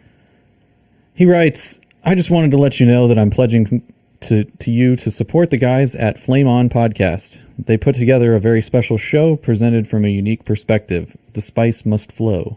I assume that's one of their episodes recently? I haven't listened to the most recent episodes of Flame On. Maybe they talked about Dune or maybe he's just into Dune. Yeah, maybe Either he just way, really likes Dune, Bor. Come on. Could Come be. off it. Get Yeah. off your high horse. Nathan and Sorry. Rodolfo, thank you so much. And Flame On is the all gay, all geek podcast here on the Nerdy Show Network. You should totally check it out. They talk about all kinds of pop culture stuff. They just recently had a rundown of summer films where they saw a bunch of movies I didn't see. Not for lack of trying, though. It just didn't happen. Now, another way you can support Nerdy Show is to rate and review us on iTunes. That costs absolutely nothing. And it's fun to do, right? Fun? Yes, no, it's more of a chore, actually. It's a chore, but we really appreciate that chore. So if you actually write a review, we will read it here on the show. Now, we don't actually have any reviews for just Nerdy Show the Show this time around. We would love to have some. Oh, can you do that? Can I put a review in? You could put a review in, Brandon. You could do that. Okay. Just the heck of it. You could even if you don't have time to write a review, you could just do a star rating. Just give us 5 stars. No, I'm going to write a review. I can do that. You should do that. Are you going to That'd be great. review and leave some stars? You should leave all the stars. I'm going to make pictures out of text. No, just the stars. Oh, Yeah, you maybe should do that's that. Yeah, maybe the symbol for poop back and forth forever. I love Brandon. He's my favorite host. Poop back and forth forever. Birds, birds, birds. There you go. Why is Brandon so charming? And now that I can see him, he's the handsomest one. Signed, Brandon. So I do have a recent review posted to the Nerdy Show Network wide feed. That's where we publish everything that we put out. And this is Nerds by Max Acree. Nerdy Show is real good, you guys. I've been listening for years, and they're really such a hidden gem. The roster of hosts have evolved over the years, but the dynamic of folks who sound like people you'd want to spend actual time with has remained a welcome constant. One of the funny things about listening to podcasts like this for a long time is that you develop a bit of a one-sided friendship with the cast, and you really feel like you know them. So many times they'll be talking about something, and I'll completely wish I was there to chime in because it's the kind of thing that I talk about with actual friends on topics I have actual opinions on. I've got to meet and work on creative projects with the group over the years, and everyone I've met has been so approachable and open.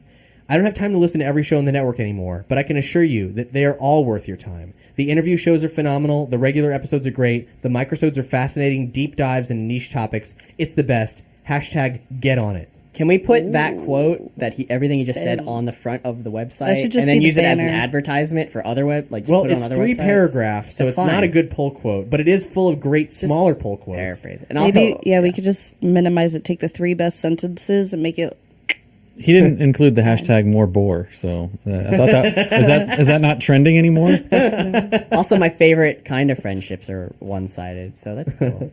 Now we're gonna read a couple other recent reviews from other feeds on Nerdy Show. The first, Nerdy Show Book Club, a spin-off of this series that now is its own thing, and in fact, it's going to be its own thing that you're going to have to subscribe to the Nerdy Show Book Club feed. Specifically, if you want that next episode, be sure to do that. Does this mean I have to read more books? You already have to read more books, Brandon. Oh, I'm behind. Okay. Well, read this message Oh, from yeah, Crafty I've got Bastard. that one. By Crafty Bastard. Do you enjoy reading books of the nerdy variety? Do your literary tastes lean towards science fiction, fantasy, Neil Gaiman, Margaret Atwood, and lauding Ready Player One while angrily sobbing over Armada? Yeah. If so, and even if you don't know all these references, this is the podcast book club for you. Every episode features a discussion about a community read-along. As of this comment, the book is The Handmaid's Tale by Atwood, as well as comedic reading of another bit of fiction and general discussion about literature and pop culture between some really enjoyable podcast hosts. I cannot stress enough of this. This is one of my favorite podcasts to look forward to, and I regularly re-listen to the episodes. Still not convinced? Morgan Freeman vampires is a thing you will learn about from this podcast. It's true, only from the podcast will you understand the Morgan phrase Freeman Morgan vampires. Freeman podcast. Well, thank you. Thank you, crafty bastard. Yeah, thank you very much. And yes, the next book we're reading for Nerdy Show Book Club is The Handmaid's Tale. So we read a book, and the whole community reads along with us. Let us know what you think, and then we discuss your comments and our own feelings on the show. And you can buy Handmade Tales on Etsy. I'm just saying. Or you can buy A Handmaid's Tale through Amazon, through our Amazon links. It's true. Ta-da! Is this one of those tails that you put in your butt and it gives It's you a butt plug. Yeah. Yeah, okay. But they're handmade. For puppy play. Okay. Yeah. Or they're a maid's tail. Yes. It's a maid's tail. For your butt. Now, we also have a feed dedicated specifically to our dramatic programming. That's our tabletop role-playing shows where we play tabletop role-playing games and turn them into audio dramas, or our straight-up scripted audio dramas. And that's called Nerdy Show Theater. You can subscribe to one feed just for all that content. And we recently got this review on iTunes. Yes, this is from Dizdon Bates. I hope I said that username properly. The title is The Hub That Is the Pub for All the Best RPGs in Your Podcast Feed. I like it. It's a poet. He's not he's wrong. a poet. It's a poet. All right, so from Ghostbusters to D&D to one-shots like Call of Cthulhu and Paranoia, these guys have everything you want in dramatic plays of RPGs. If you like any of these things, take a listen to the old episodes and salivate over the prospect of the new ones coming in the near future. Thanks so much, Dizdon, Crafty Bastard, and Max Decree. And remember, if you go to nerdyshow.com/spread the word, we have links to where you can go to all of our feeds. So you can rate and review us at your ease and at your leisure. Hopefully you'll do that. It would mean the world to us.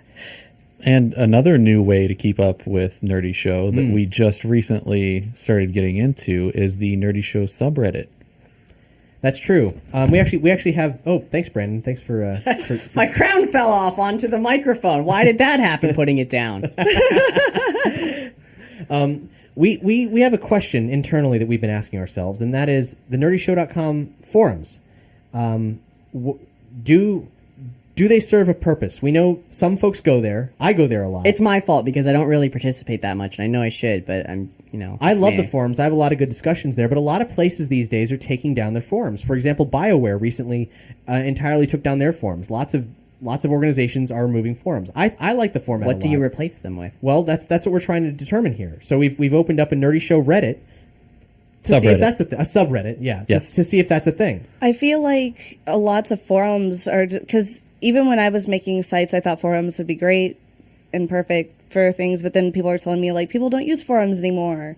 Like, they're just completely out of date. We're just old. And also, as far as comments go, we've got like a billion different ways to leave comments. Exactly. Like, It's social I know media now. some people don't want to sign up for a SoundCloud account, which is where we host the podcasts. So this way, if you already have a Reddit account, you can leave comments, so you don't have to make an account at the Nerdy Show site or fight with any of the Discuss thing, which I'm probably going to get rid of at some point in I'm the future. surprised we didn't have a subreddit before. Oh, we've had it for a couple of years, but we just haven't really done anything with Yeah, it. But okay. now anybody could have searched and found it and done something with it, but no one did. So. Well, hey, it exists. But now we've got it so it auto posts all of our episodes and videos. So about 15 minutes or less after we post a new episode or something, it'll show up in your Reddit feed. So if you subscribe to us on the subreddit and you're browsing Reddit, you should see all of our new content. And if any users decide to start a conversation, you can make a text post, which is basically like a forum post, and then the threaded comments would be about whatever topic. So everything's all in one place, which makes it a lot exactly. easier. So instead of making a forum post, you can just go to our subreddit and make a post and interact with some of the other fans. Or if you want to make a comment on one of our videos or one of our podcasts, just go ahead over to the subreddit and you can try it out there. Maybe we'll get some more fan interaction that way. Ultimately, these tools for interaction they're more for you than they are for us. So we want to know what you guys think, how you want to interface with Nerdy Show. So let us know. Let us know your feelings on Reddit. If you like Reddit, use the Reddit by all means. If you think like that, if you're like, vote no, with your should- actions. Yeah, if it should be the forums. I mean, I love the organizational way that the forums are laid out. That way, you won't lose anything. In most social media, you can post something and it'll just disappear. Good If luck you finding want it like again. our personal phone numbers and talk, I mean, I've got them all, so just ask me. I have a fake personal number. I'll give you can all. have. I'll give you everyone's personal phone numbers. Uh-oh. You can just talk and be like, "Hey, what's up, Cap?" And like it's 4 in the fucking morning. Hey, what's up? You remember those times like back in middle school where you could have like party lines, or even high school, maybe on your phone line? You I just, was like, in call- college when you were born. I'm kidding. I don't. I might Doubt that. How old are you? 57. All right. Well, yeah, That is a truth fact then. that's true.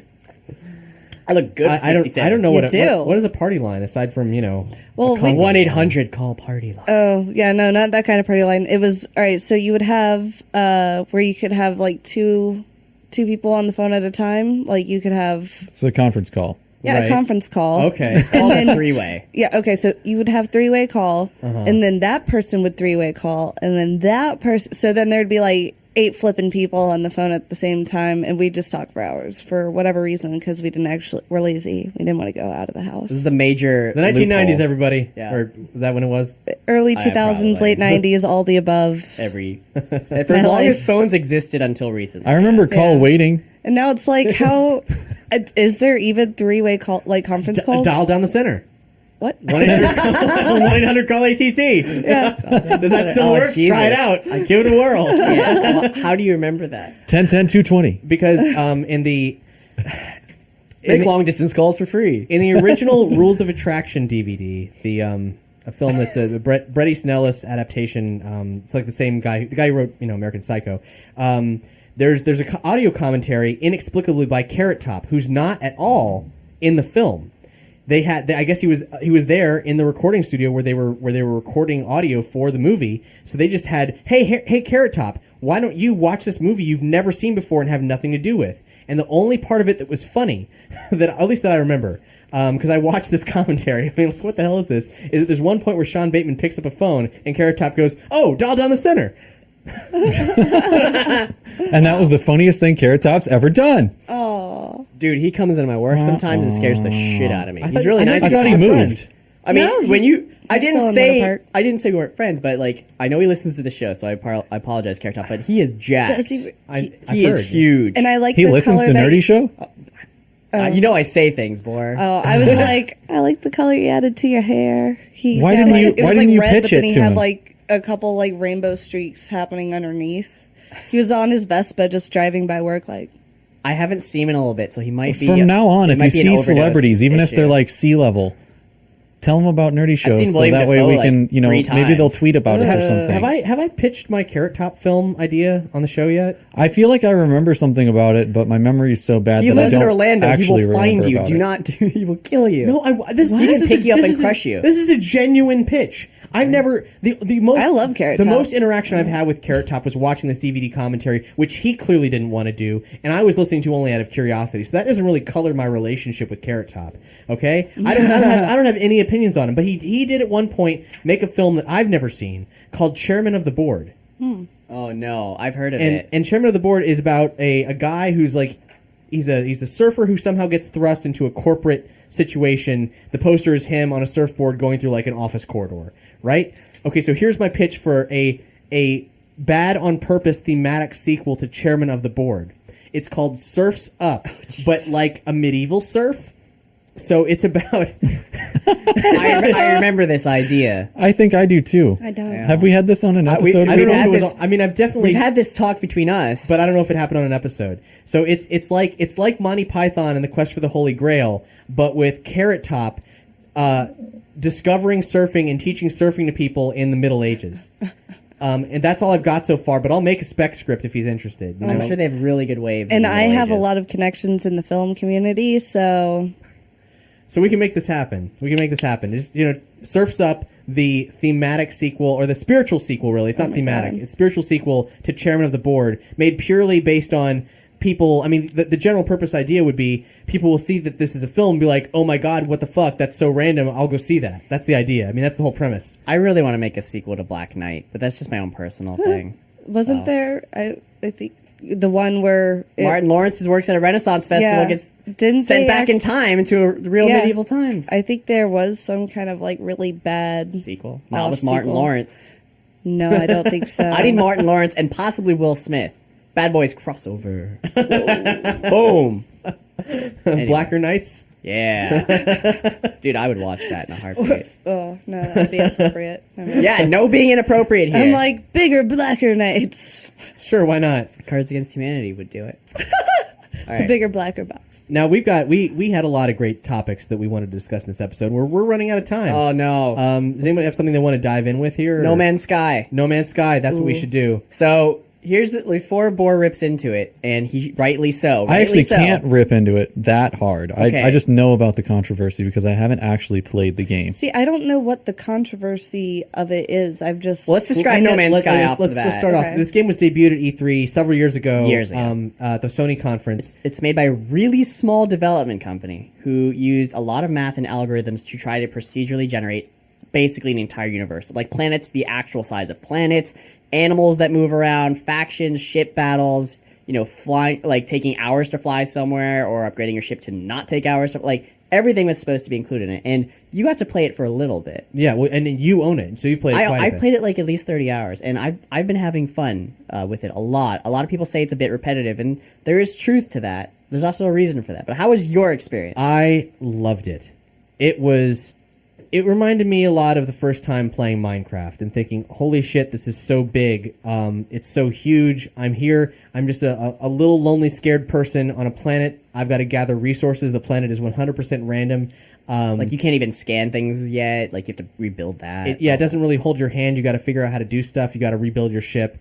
And then once you do rebuild your ship, you realize, oh my God, that was a whole planet. I could have spent literally forever there. It's the size. It's like as big as the Earth would be. So if you were to actually try to walk around it, it would take like a year, like months. And then you leave and you go to space and you realize that's just the tip of the iceberg. There's countless numbers of these out there in the world, and there's trading posts. And I can take all the resources I've mined from this planet and sell them to other people, and I can blow up asteroids, and I can try to negotiate trade stuff with like alien races that don't speak my language. So the only way I can determine what their language is by discovering artifacts that help me translate stuff. So maybe one day I'll see a sentence that has a random word I recognize in it. Yeah, and I've collected over 300 words, and I barely understand races, but I'm starting to. And one of the biggest gripes that I have with other people that don't like the game is they say like, "There's no story." Like this game does have a story. It just doesn't expositionally jump at you saying, this is who you are and this is where you are and now you're going to go over here. There's something weird going on with the center. It was always going to be your own experience. Yeah. That was always going to be the story. And the premise, it does actually, when you start up, you don't know who you are, why you're here, why you're crashed on a planet with a broken ship. There is a sphere called the Atlas that all it says is like, do you want to be guided by the Atlas? And that's part of the main story is you try to follow this thing towards the center of the universe, and you don't have to, but I've been doing it, and you start learning how this whole universe is kind of like an experiment and all the races are connected or created by this thing, and it gets really crazy, and you don't learn that because they're telling you. You learn that because you see things a certain way, because you pick up on certain words and certain phrases like races are saying, or that the Atlas has its own language too that you can try to learn. So it's not throwing the story in your face. You experience and explore it, and you figure out the story on your own. So that part I absolutely love. And I loved the game as much as you did the first time playing until Boar ruined it for me today because he reminded me about all the shit they promised that's not in the game. We got ourselves a classic Peter Molyneux situation. That's the guy who created Fable, and Fable was I love the first two Fables. I enjoyed playing the games, but if you had expectations based solely on the things coming out of that dude's mouth. I actually did not buy the game or pre-order it or anything, even though it looked pretty, and I was like, wow, if they could pull that off. Because you wanted to wait and see if it was everything. No, I was pretty sure that they weren't going to be able to deliver on most of the stuff that they had there. Because like Star Citizen is trying to do something like similar in scope. Well, actually way bigger in scope. This game's actually similar to Starbound. On PC. Starbound? No. Yeah. It's the little 2D. It's actually very similar the way that the universe works and the planets work. All right, I'm just going to anyway. I'm just going to forget you said that. It's absolutely true. What were you saying, Nicky? Well, I was just curious, like, with it, because, like, we've been playing it over at my house, and I'm originally was under the impression that although very unlike, at first I thought you just kind of went around this galaxy all by yourself. You were alone. You were never going to come in contact with any other races per se unless you were on the actual planets. Now other ships are becoming involved and things like that. I don't know if that's... There are basically like 3 main races that travel all over the place. Okay. So there's different bases with them. There's some of them are only on one planet. From the first demo, they were showing like battles out in space that you could just find and like... And that doesn't really happen. Yeah. And here, let me go over a few. I have a list of the things that were promised and were actually shown him playing when he said like, this is the version you'll be playing.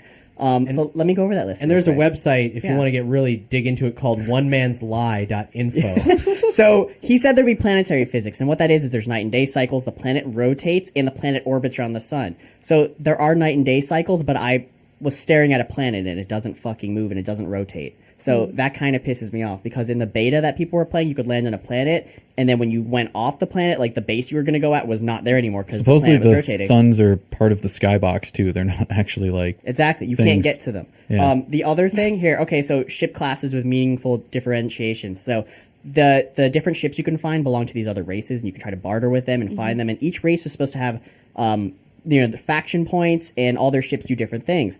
Nope. There are sort of factions where they'll like or dislike you, but it has no meaningful impact on the gameplay so far. There's no giant ship battles where you can choose sides, which was promised and shown.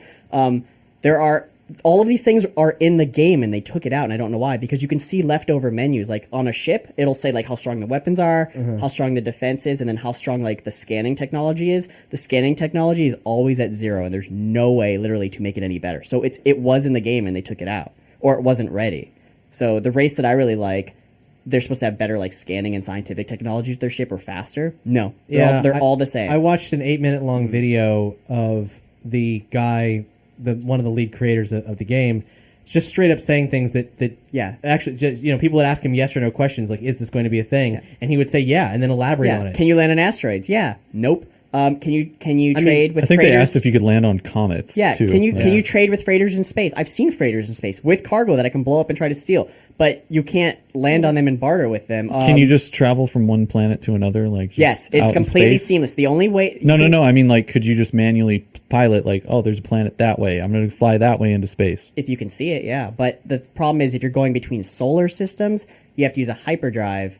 And then it takes like a minute to get there. But I don't know that. But it goes like your screen changes, so I don't know that you can manually fly between solar systems. That's one of the things people were complaining about. Is It would that also they said take- that you could. It would also take like 200 years, even with your fast ship. Right, but so if you you're would doing never know. if you're doing a proper simulation, True. and this is something that Well, you Eve, promised, Eve does then it. Eve does that, I believe.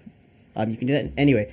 So they were saying, large scale battles. I've never seen one. There are pirates, which will attack, and you can fend them off, but that's it. So sand planets, I've never seen one. Planets with rivers, I've actually never seen a river. You know what? I've actually never seen fish. I've never seen anything living under the water. is there water? Yeah, there's water, but I've never seen any living things besides like plants. So that's fucked up.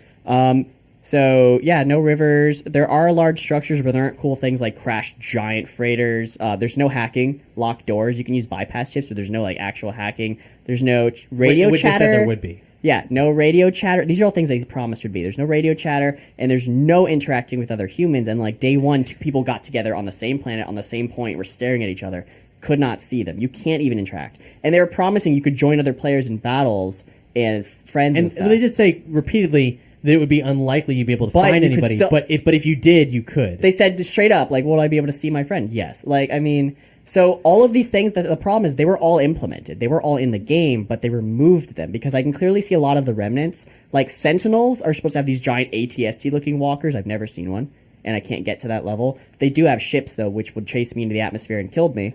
That was fun. But there's a lot of things that I don't understand were promised. There's supposed to be some updates with, like, base building and stuff, and maybe they'll fix this.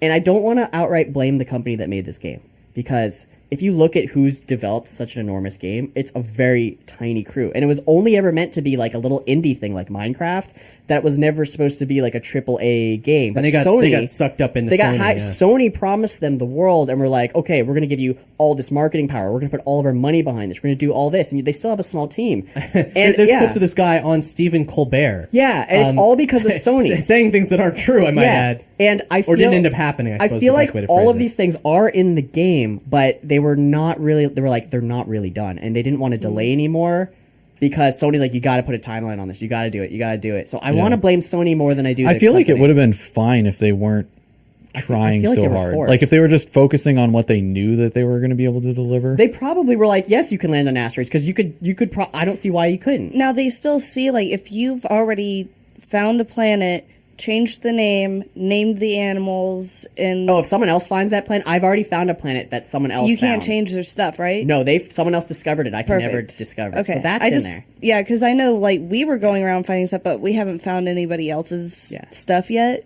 So I just wasn't even sure, like, does that even work? A lot of the creatures looked like they were mistakes from the game Spore. Dude, I was just about to say that. No lie. That's what always happens with like randomly generated. Yeah, I know. things. Procedurally generated stuff isn't always going to be perfect. I have but found things the size of buildings though. It Crazy. even looked about, I felt like it had to have been, like, the same designers of it, because even certain plant life that they had reminded me Yeah. of stuff that you'd start out with on these weird terrain areas on Spore. Yeah, and they were That was like, so long ago. animals will eat and interact with other animals. I've never seen it. Is everything pink in that Oh. game too? It No, looks like, I've been on planets like almost pitch black with nothing, and I do have some really fun stories. I mean, I that love game. playing. Like, in spite of all these, the problem. Do I wish all this stuff was in there? You Yeah, for fucking sure. yeah. Do I feel like I've been gypped? Yes. Have you been attacked by the creatures yet?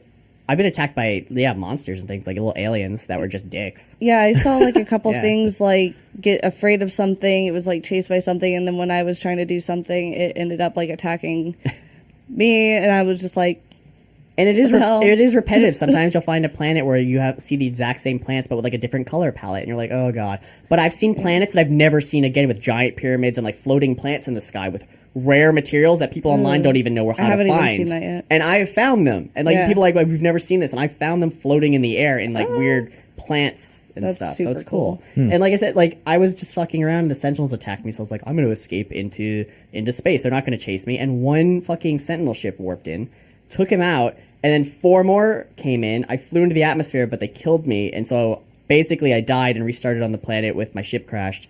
And this was a hostile planet where everything, like all the Sentinels instantly aggro you and try to kill you, and I had to repair my ship for 5 hours running around, and I had to build That sounds amazing. I had to build an attachment on my gun to blow holes, because you can blow holes in any terrain if you build this grenade attachment. I was literally digging holes, and the planet was freezing too, so I was constantly losing shields, so I'd have to dig holes and hide in there till the Sentinels went away, and hide from the weather, and that's the gather most important ingredients. takeaway is that No Man's Sky, you will have, if even whether they update the game or not, you will have a genuine, really cool experience Yeah. if you play it right Like now. that. You will. Yeah. And I mean, it is missing 50% of the game, according to this list. It's but- missing 50% of the things they promised. Yeah. But Right. if you're not, I saw them in action when he was playing them and letting other people play. It was in the build. They just didn't finalize it for if some you've reason. absorbed no promotional material for No Man's Sky, you will buy this game, you'll play this game, and you'll have a great time. Meanwhile, in Eve right now, you can build giant cities, player-made cities the size of actual like Manhattan. They showed. But you can't explore them, can you? Yeah, you can go in. Oh, weird. You can walk around now and shit. I think at some point I probably will buy No Man's Sky, but I'm probably going to take the